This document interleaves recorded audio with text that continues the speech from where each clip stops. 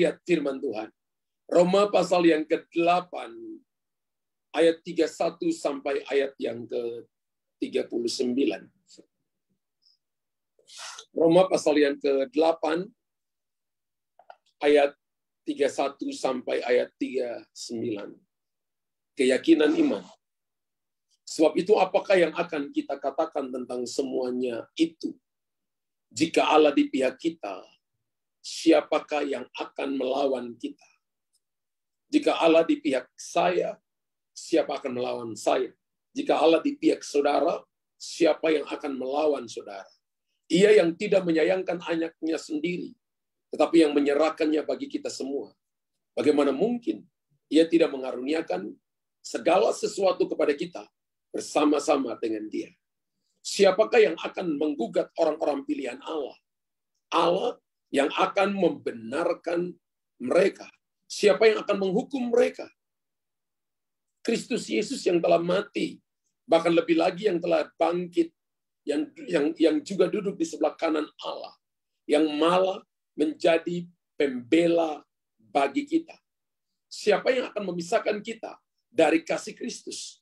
Penindasan, atau kesesakan, atau penganiayaan, atau kelaparan, atau ketelanjangan, atau bahaya, atau pedang. Ayat 36, seperti ada tertulis, oleh karena engkau, kami ada dalam bahaya maut sepanjang hari.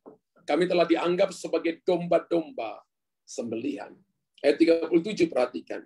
Tapi dalam semuanya itu, kita lebih daripada orang-orang yang menang oleh Dia yang telah mengasihi kita. Sebab aku yakin bahwa baik maut maupun hidup, baik malaikat-malaikat maupun pemerintah-pemerintah, baik yang ada sekarang maupun yang akan datang, atau kuasa-kuasa, baik yang di atas maupun yang di bawah, ataupun sesuatu makhluk lain, tidak akan dapat memisahkan kita dari kasih Allah yang ada dalam Kristus Yesus Tuhan kita. Kita baca ayat 37 dengan keras 321.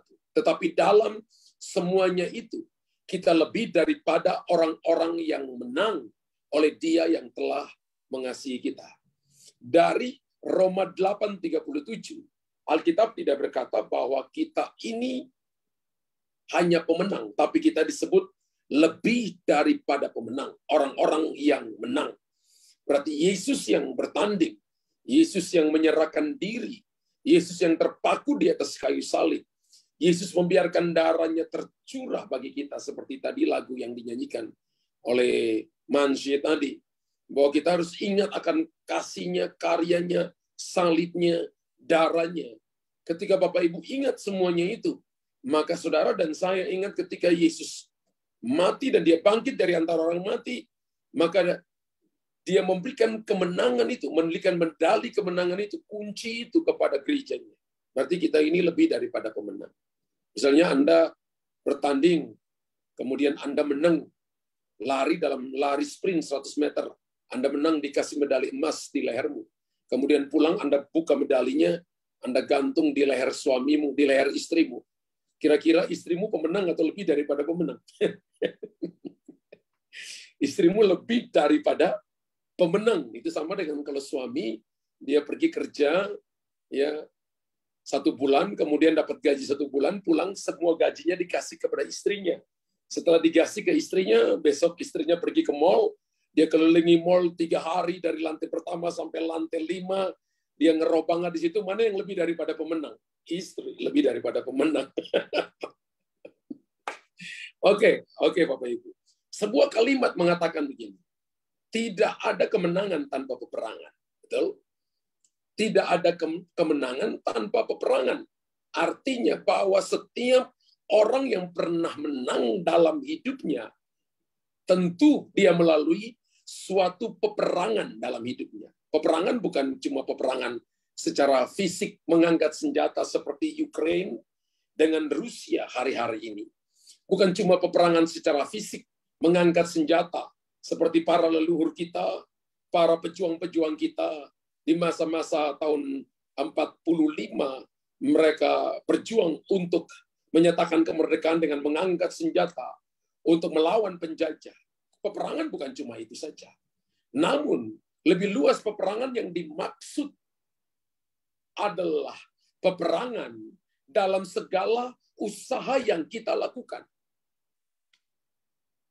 Apa segala usaha yang kita lakukan? Pekerjaan, keluarga, pelayanan, dan tujuannya untuk memperluas memperluas usaha saudara, untuk memperoleh hidup yang lebih baik, untuk memperoleh hari atau disebut dengan masa depan yang lebih baik. Saya percaya baik kehidupan jasmani, terlebih lagi kehidupan rohani. Kalau orang bekerja keras untuk dia jadi sukses dalam pekerjaannya, kenapa kita secara rohani tidak mau juga kerja keras untuk kita sukses secara rohani? Kenapa kita nggak maksa diri kita untuk cari Tuhan sungguh-sungguh? Kenapa kita nggak maksa diri kita untuk mendisiplin diri kita? Kata disiplin kan dari kata disciple. Disciple itu kemudian kita dapat kata disiplin. Kata disciple sendiri adalah dari kata murid. Dan Yesus adalah guru, kita adalah murid. Dan sebagai murid, bahwa tugas kita adalah belajar, saudara. Dan kalau murid yang baik, dia tidak mudah, dia tidak hanya pakai baju seragam, tapi dia mau untuk lebih mengerti apa yang dikerjakan oleh gurunya. Yang dikerjakan oleh gurunya, dia mau mengikuti arahan gurunya. Apa yang dikatakan gurunya, dia mau ikuti. Sehingga suatu waktu nanti, dia menjadi seperti gurunya, bahkan menjadi lebih daripada pemenang. Banyak pribadi yang mengalami kegagalan dalam hidupnya ketika berjuang hanya untuk mengandalkan kekuatan sendiri. Untuk Anda menjadi lebih daripada pemenang, maka hal ini harus kita tanggalkan. Tidak boleh mengandalkan kekuatan sendiri. Ingat bahwa kekuatan sendiri itu sama saja dengan kita melawan Tuhan. Terkutuklah orang yang mengandalkan kekuatan sendiri. Yeremia 17 ayat yang kelima. Alkitab katakan ketika Anda mengandalkan kekuatan sendiri. Apa kekuatan kita? Kepintaran kita, pengalaman kita, harta kita, kedudukan kita. Itu kekuatan sendiri. Ya, kemampuan sendiri, merasa kita lebih daripada orang lain. Orang yang dikasih tahu dan tidak mau mendengarkan kita berkali-kali. Orang itu sudah bukan lagi mengandalkan Tuhan, tapi mengandalkan kekuatan sendiri. Tapi saya percaya bahwa saya hari ini sedang bicara kepada mereka yang tidak mengandalkan kekuatan sendiri, tapi mereka yang mengandalkan kekuatan Tuhan. Dan orang yang mengandalkan Tuhan tidak akan pernah dipermalukan. Bapak Ibu tulis di kolom komentar. Orang yang mengandalkan Tuhan tidak pernah dipermalukan.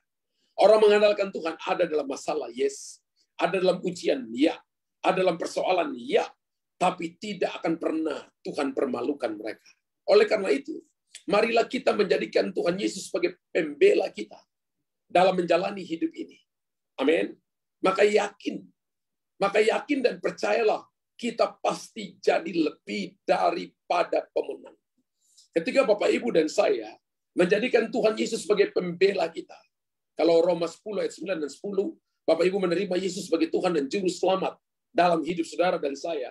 Kalau hari itu kita mati, langsung dibawa ke surga. Tapi kalau kita masih hidup sampai sekarang, maka kita harus menjadikan Yesus yang tinggal dalam kita jadi pembela kita. Bapak Ibu tidak perlu membela diri. Sekalipun yang kita tahu, yang kita lakukan adalah kebenaran dan kita disalahkan oleh orang lain. Nggak usah bela diri, Bapak Ibu. Kebenaran nggak perlu dibela. One day, satu waktu nanti Tuhan akan mempromosi kita. Tuhan akan mengangkat kita. Kalau itu dituntut daripada kita, baru Anda bicara. Tidak perlu membela diri. Karena Yesus akan jadi pembela kita. Amin. Bagaimana supaya kita jadi lebih daripada pemenang? Arti pemenang dan kemenangan. Itu dulu yang perlu Bapak Ibu tahu. Arti pemenang dan kemenangan. Secara praktis itu begini. Kemenangan itu berarti orang yang berhasil. Pemenang itu berarti orang yang berhasil memperoleh sesuatu yang ia impikan di dalam hidupnya. Ya, dulu saya atlet, melatih dirinya dari pagi, ada kalanya dari sore sampai jam 12 malam. Cuma ada di satu pikiran, satu waktu ada medali yang tergantung di leher saya. Seorang olahragawan, dia melatih dirinya cuma satu impiannya, yaitu untuk memperoleh apa yang dia impikan. Ya, kalau kita adalah seorang olahragawan secara rohani, maka apa yang Bapak Ibu impikan, satu waktu Tuhan akan kasih kita mahkota kehidupan, mahkota kemuliaan, mahkota abadi. Amin. Di atas kepala kita, dan Tuhan berkata, hamba yang baik hamba yang setia. Jadi secara praktis, pemenang itu berarti orang yang berhasil memperoleh sesuatu yang ia impikan. Pertanyaannya begini, apa yang Bapak Ibu impikan hari ini? Bermimpilah yang besar, saudara. Mumpung mimpi itu gratis. Mimpi saudara kan tidak dipungut pajak, saudara. Bermimpilah yang besar. Kalau bermimpi yang kecil, Anda sanggup melakukannya. Mimpi yang besar yang tidak bisa Anda lakukan, maka Tuhan akan ikut campur tangan di sana. Seorang pemenang adalah seorang yang suka bermimpi. Gereja ini punya visi, gereja ini punya mimpi besar. Karena itu Bapak Ibu, saudara datang untuk jadi pemenang. Anda punya mimpi dan Anda tidak tahu caranya bagaimana. Datang dan bernaung di bawah gereja yang Tuhan percayakan ini. Sehingga Anda akan memperoleh impian itu. Untuk Anda dan saya menikmati yang baik. Contoh, pemain bola yang sekarang ini gaji paling besar itu adalah Cristiano Ronaldo, saudara ya. Cristiano Ronaldo sekarang mainnya di Arab Saudi. Ya. Gaji 1 bulannya itu ratusan miliar, saudara. Itu impian dia sejak dia kecil. Dia bukan seorang yang lahir kaya. Dia bapaknya adalah seorang peminum dan mati karena alkohol. Tapi dia seorang anak yang tidak mau lakukan itu, tapi berjuang dengan apa yang Tuhan percayakan kepada dia. Dia bisa main bola dengan baik, dan itu menjadi impian dia untuk satu waktu nanti jadi pemain bola yang terkenal, dan jadi pemain bola yang dibayar dengan harga yang mahal, dan itu terwujud. Mari kita impikan itu. Impian itu tidak akan terlaksana kalau Bapak Ibu tidak menghidupi impian itu. Sama ketika Anda dengar nubuatan, maka mungkin nubuatan itu baik bagi Bapak Ibu. Kedengarannya enak di telinga. Beberapa mungkin ditegur. Tapi ketika Bapak Ibu tidak menghidupi nubuatan itu, maka nubuatan itu tidak akan pernah terjadi. Karena begini, secara praktis, kemenangan itu berarti suatu hasil yang diperoleh karena suatu usaha. Ingat Bapak Ibu ya, secara praktis kemenangan berarti suatu hasil yang diperoleh karena suatu usaha. Usaha di sini termasuk kerja keras, baik secara individu maupun secara kelompok, secara korporat. Bisa karena kemenangan itu datang daripada ide seseorang, tapi dikerjakan secara bersama-sama, maka itu menghasilkan sebuah dampak yang besar yang bisa orang lain rasakan. Amin. Secara teologis, pemenang berarti orang yang menjadikan Tuhan Yesus sebagai pemimpin hidupnya. Kalau kita lihat ayat 31 bagian B dari Roma pasal 8 ayat 31 bagian B dan ayat 37, boleh saya ditunjukkan? Ya. Alkitab mengatakan begini, ayat 31 berkata begini, siapa yang akan melawan kita? Enggak ada yang bisa lawan kita. Kalau Yesus ada dalam saudara, siapa yang bisa lawan kita? Bukan berarti Bapak Ibu pergi ke jalan dan Bapak Ibu katakan, ayo siapa yang mau lawan saya?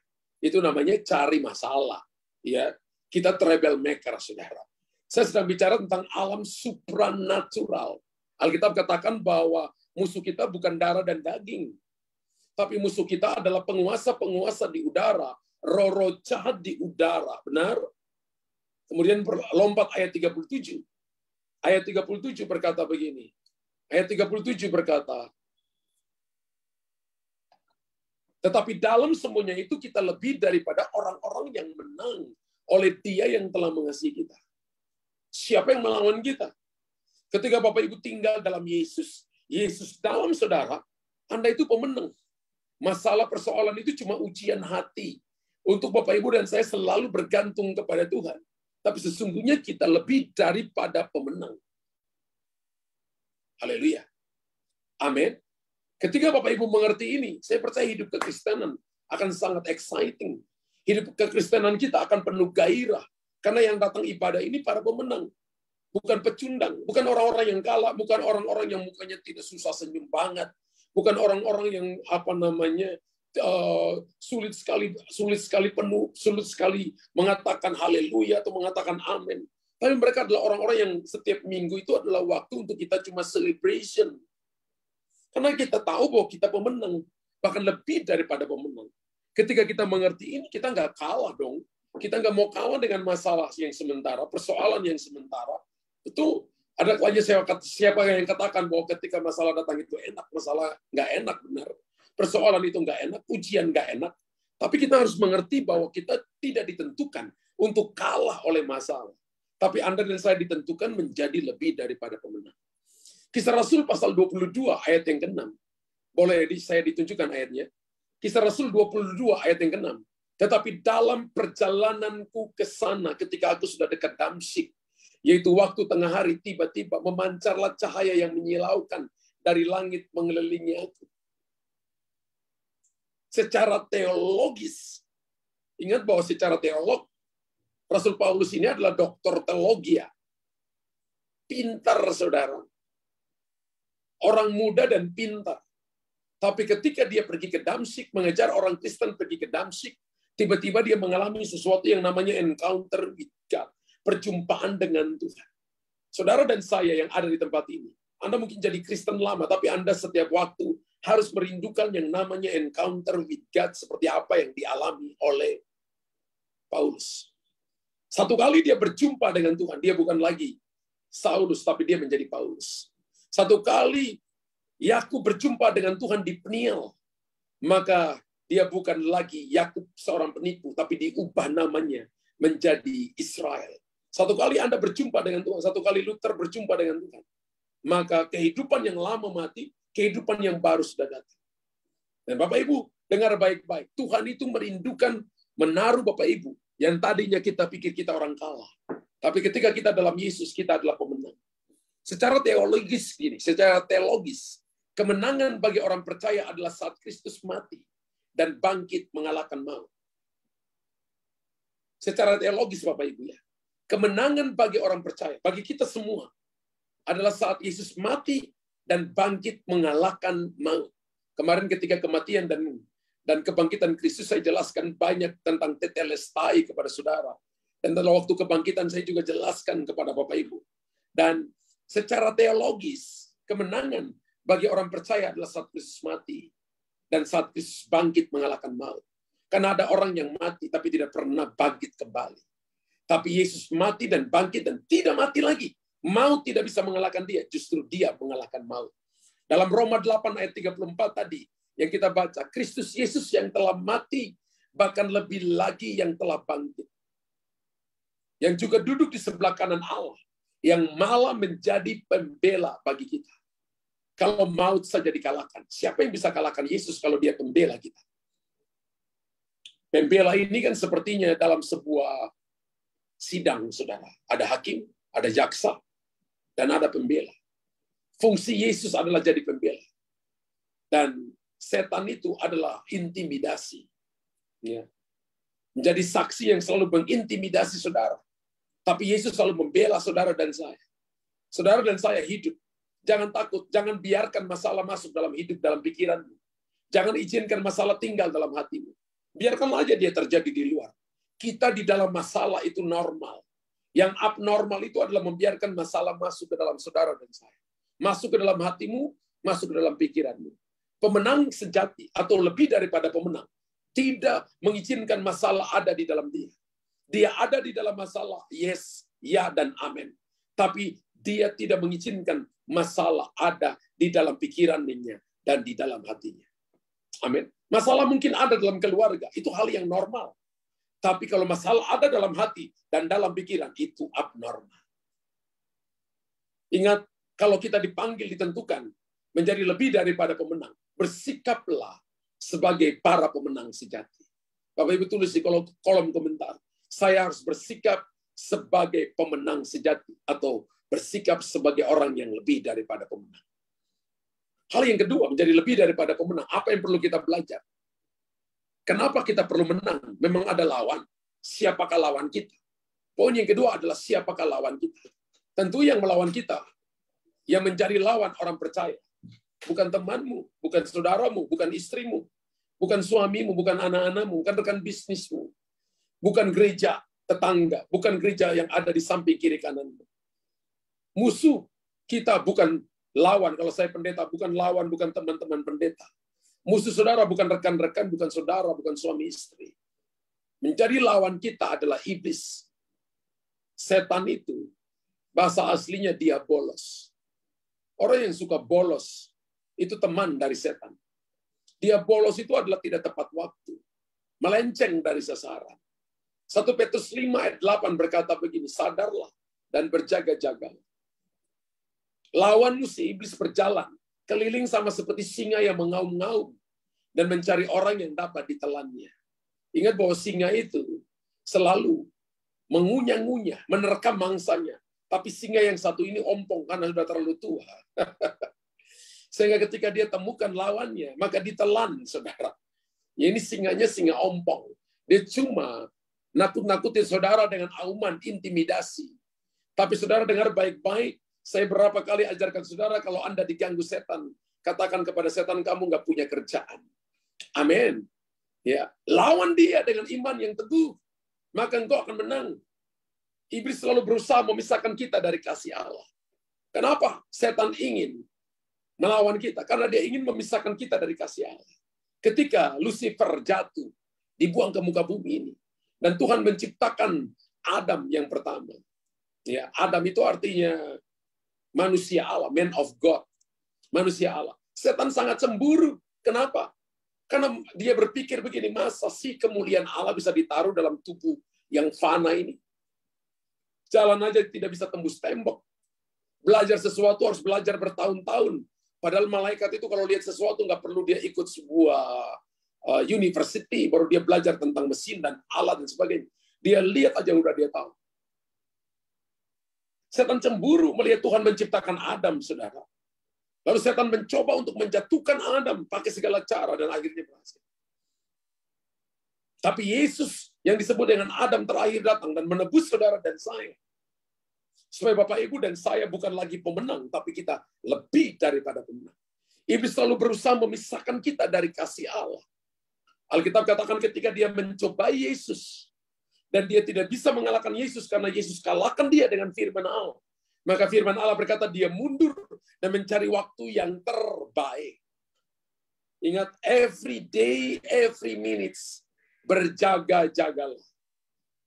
Bukan cuma berjaga-jaga, sadar dan berjaga-jagalah. Roma 8 ayat 35 berkata, siapa yang akan memisahkan kita dari kasih Kristus? Penindasankah? Kesesakankah? Penganiayaankah? Kelaparankah? Ketelanjangankah? Atau bahaya dan pedang? Ada kalanya yang ditakuti manusia hari-hari ini adalah dia takut perutnya lapar. Istilah orang dia takut asap dapurnya tidak mengepul. Sehingga dia melakukan segala cara, dia menipu, dia melakukan segala cara, dia berbohong, dia melakukan segala cara, dia korupsi, dia kolusi, dia nepotisme, dengan tujuan hanya untuk mencukupi kebutuhannya, tapi pakai cara-cara yang salah. Saya beritahukan kepada saudara, Alkitab menjelaskan kepada kita dalam Roma 8 ayat 35, siapa yang akan memisahkan kita dari kasih Kristus?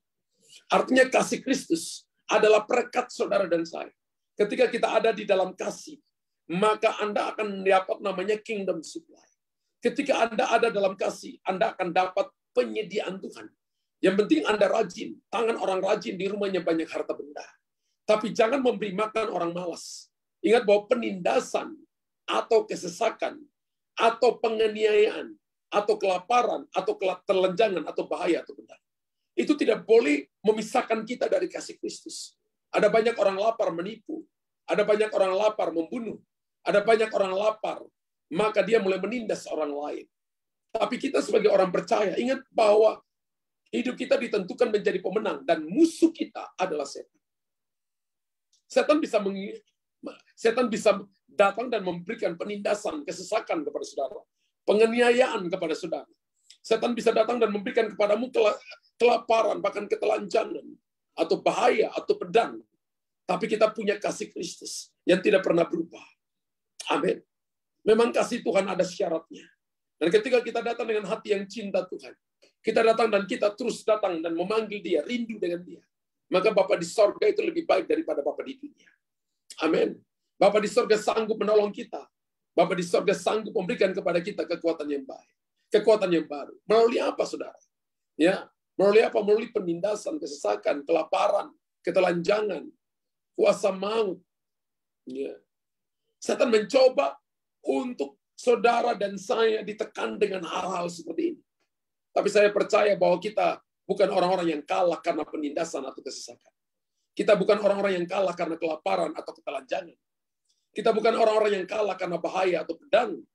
Kita juga bukan orang-orang yang kalah karena kuasa maut.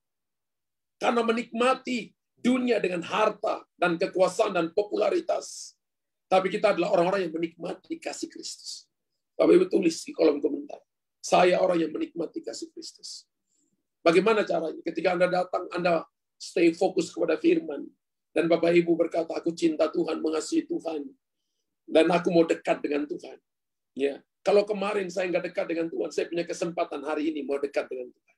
Karena kasih Kristus menjaga saya, melewati penindasan kesesakan, melewati kelaparan, ketelanjangan, menikmati, melewati bahaya pedang, melewati kuasa maut, dan menghadapi kenikmatan dunia. Kenikmatan dunia itu harta, kekuasaan, dan popularitas.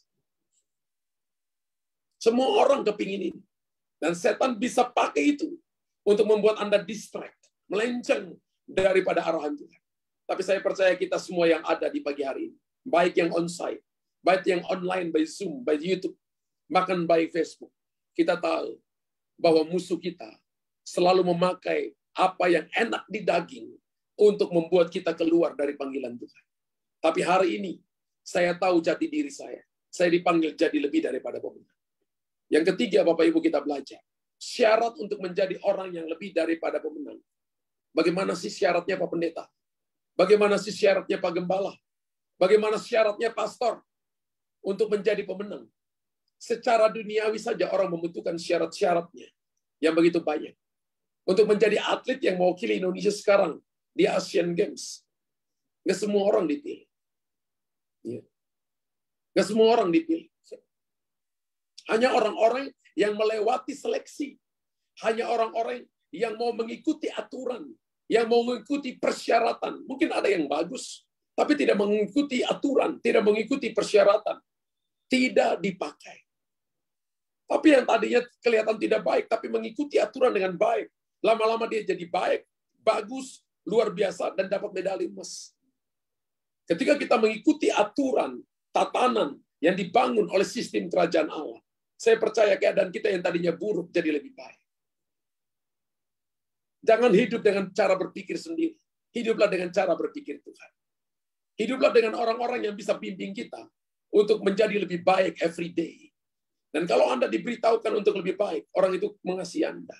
Tapi kalau Anda diberitahu dan Anda semakin memberontak, Anda semakin melawan, maka Anda salah tempat.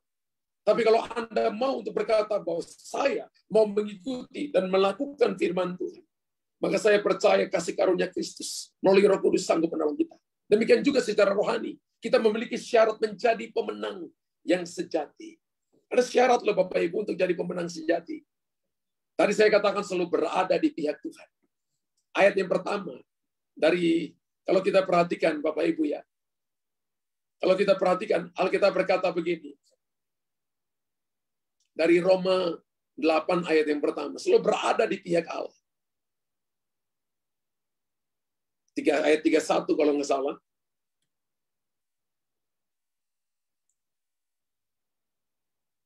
Ayat 31. Sebab itu apakah yang akan kita katakan tentang semuanya ini? Jika Allah di pihak kita, siapa yang akan melawan kita? Wow. Bapak Ibu taruh tangan di dada katakan, Tuhan Yesus di pihakku. Syarat bagi pemenang selalu berada di pihak Allah. Kalau Tuhan selalu berada di pihak kita, bagaimana dengan kita? Apakah kita berseberangan dengan Tuhan? Ataukah kita berkata, saudara berkata, saya juga selalu berada di pihak Tuhan. Saya selalu berada, berdiri bersama dengan firman Allah. Berdiri dalam kerinduan Tuhan, keinginan dan kehendak Tuhan. Maka Bapak Ibu akan melihat seluruh rencana dan seluruh kehendak Allah akan terjadi atas hidup kita. Menjadikan Kristus sebagai pembela dalam hidup kita. Tadi yang kita baca. Biarkan Yesus jadi pembela kita. Biar Yesus jadi penolong kita. Kita tidak membela diri kita. Ketika Bapak Ibu dan saya ada dalam sebuah pengembalaan, ada dalam sebuah pelayanan, dan ada kalanya gembala, ada kalanya koordinator mungkin bisa negur Bapak Ibu. Dan mungkin Bapak Ibu benar, tapi belajar diam. Kalau belum waktu pembelaan, nggak usah bela diri, saudara. Belajar diam. Amin. Belajar berdiam diri. Hidup di dalam kasih karunia. Biarkan Yesus jadi pembela. Satu waktu nanti, buah kehidupanmu, kebenaranmu akan muncul. Para pemimpin akan melihat, dan mereka tahu bahwa engkau orang yang bertumbuh secara rohani. Tapi kalau kita suka bela diri, sebenarnya kita tuh anak-anak. Ya. Anak-anak itu dikasih tahu apapun masih kecil, selalu aja ngomong, begini papa, begini mama, begini ini. Padahal dia masih anak-anak, belum tahu banyak hal. Tapi dia selalu membela diri. Tapi kalau kita menjadikan Kristus sebagai pembela kita dalam hidup kita aman. Ayat 34 dari Roma pasal 8 ayat 34. Roma 8 ayat 34 berkata begini. Multimedia. Kristus Yesus yang telah mati, bahkan lebih lagi, yang telah bangkit, yang juga duduk di sebelah kanan Allah, yang malah menjadi pembela bagi kita. Yesus jadi pembela. Kalau Yesus jadi pembela, siapa yang lawan? Setan saja tidak bisa menahan dia dari maut. Bahkan kunci maut diambil. Kunci kerajaan maut diambil. Diberikan kepada gerejanya. Sehingga Bapak Ibu bisa merampas mereka yang ada di dalam kerajaan maut. Membawa mereka ke dalam kerajaan terang. Bukan cuma selalu berada di pihak Allah. Bukan cuma menjadikan Kristus sebagai pembela dalam hidup kita. Tapi hidup dalam kasih Kristus. Ayat 35 dan ayat yang ke-37. Dari Roma 8 ayat 35-37. Siapakah yang memisahkan kita dari kasih Kristus? Hidup dalam kasih Kristus. Maka semua masalah persoalan, entah itu penindasan kesesakan, penganiayaan, kelaparan, tidak akan bisa memisahkan kita. Banyak kali saya lihat bahwa ada begitu banyak orang ikut Tuhan. Dan mereka akhirnya tidak lagi ikut Tuhan. Dan sakit hati. Karena mereka tidak hidup dalam kasih Kristus. Kalau orang hidup dalam kasih, dia tidak mungkin mudah sakit hati. Tapi dia akan penuh dengan kasih Tuhan. Ketika orang menyakiti dia, dia punya kasih bertonton karena Yesus ada dalam dia. Dia bisa berikan kepada orang itu dan mengampuni orang itu. Dia tetap bertumbuh. Dia tetap membiarkan sekelilingnya. Mungkin menjepit dia, tapi akarnya terus masuk ke dalam. Satu waktu nanti batu itu akan pecah sendirinya. Ketika tunas itu keluar. Dan pohon itu akan naik ke atas dan akan menghasilkan buah yang begitu banyak. Tetap mengerjakan keselamatan kita. Tetap berbuah di hadapan Tuhan. Filipi pasal 2, ayat yang ke-12 berkata begini. Mari kita tetap kerjakan keselamatan kita. Tetap hidup di dalam kasih karunia. Dan Bapak Ibu akan menikmati semua yang terbaik dari janji-janji Tuhan. Saudara-saudaraku yang kekasih, kamu senantiasa taat.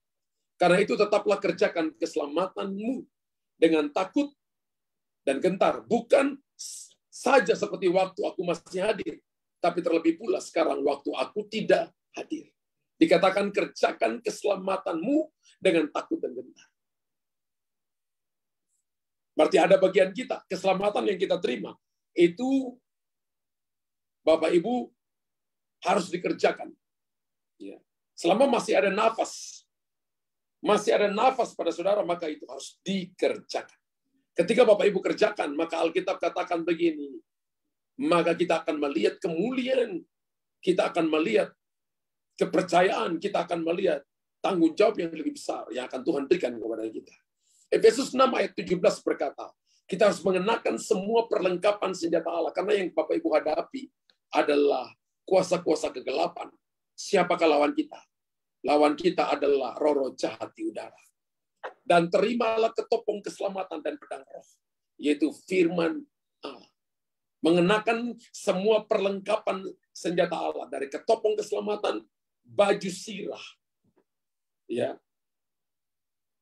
baju sirah yang Bapak Ibu pakai perisai di tangan Bapak Ibu, pedang roh dan kasut kerelaan untuk memberitakan Injil damai sejahtera ada di kaki Bapak Ibu. Untuk Bapak Ibu masuk dalam peperangan, ingat semakin Anda sungguh-sungguh dengan Tuhan, setan ingin menjatuhkan saudara. Tapi kalau Anda sepertinya tidak diganggu sama sekali oleh setan, maka hidup kekristenanmu harus diperiksa kembali, harusnya alarmmu berbunyi. Tapi kalau Anda sungguh-sungguh dengan Tuhan, setan mencoba menjauhkan Anda dari Tuhan. Karena itu pakai semua ayat-ayat yang tadi. Bahwa ingat, jangan salahkan istrimu, jangan marah kepada suamimu, jangan marah kepada anak-anakmu. Karena setan bisa pakai mereka. Ingat, setan bisa pakai orang, Tuhan juga bisa pakai orang. Untuk menjadi perpanjangan tangan, untuk cuma menguji hati.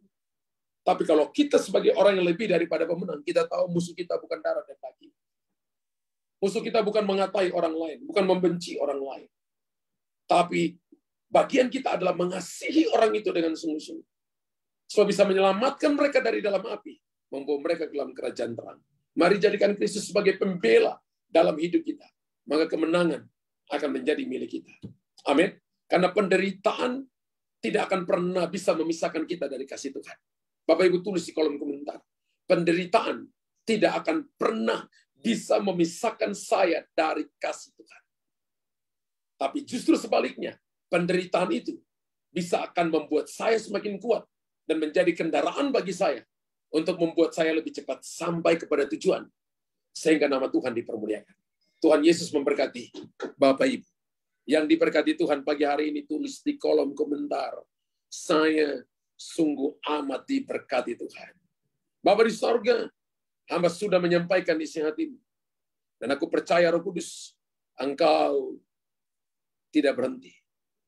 Engkau terus bekerja dan menyatakan perkara-perkara luar biasa dan ajaib bagi umat-Mu. Materaikan firman-Mu. Ingatkan kami selalu bahwa kami lebih daripada pemenang. Kami bukan pecundang, kami bukan orang-orang yang kalah. Kami bukan orang yang suka nyalain orang lain. Tapi kami selalu mengoreksi diri kami. Dan kami tahu bahwa hidup ini adalah milik kepunyaan Tuhan. Kami mau hidup sesuai dengan kehendak-Mu, melakukan kehendak-Mu. Kami tahu arti pemenang. Dan kami mengerti tentang kemenangan itu. Bahwa Tuhan sudah melakukan bagi kami. Kami tahu siapa lawan kami. Dan kami tidak mau salahkan orang lain, tidak mau menghakimi orang lain. Dan kami tahu syarat menjadi seorang yang lebih daripada pemenang. Kami mau selalu berada di pihak Tuhan. Menjadikan Kristus sebagai pembela hidup kita. Kami mau hidup dalam kasih Kristus, tetap mengasihi orang lain. Kami mau tetap kerjakan keselamatan yang Tuhan percayakan kepada kami. Dan kami mau kenakan seluruh perlengkapan senjata Allah yang sudah Engkau berikan kepada kami. Supaya kami melihat kemuliaan Tuhan dinyatakan atas hidup kami. Kami tahu penderitaan. Kami tahu bahwa persoalan mungkin datang. Tapi penderitaan tidak akan bisa memisahkan kita dari kasih Kristus. Kami terima firman-Mu dalam nama Yesus Tuhan. Haleluya, haleluya. Amin.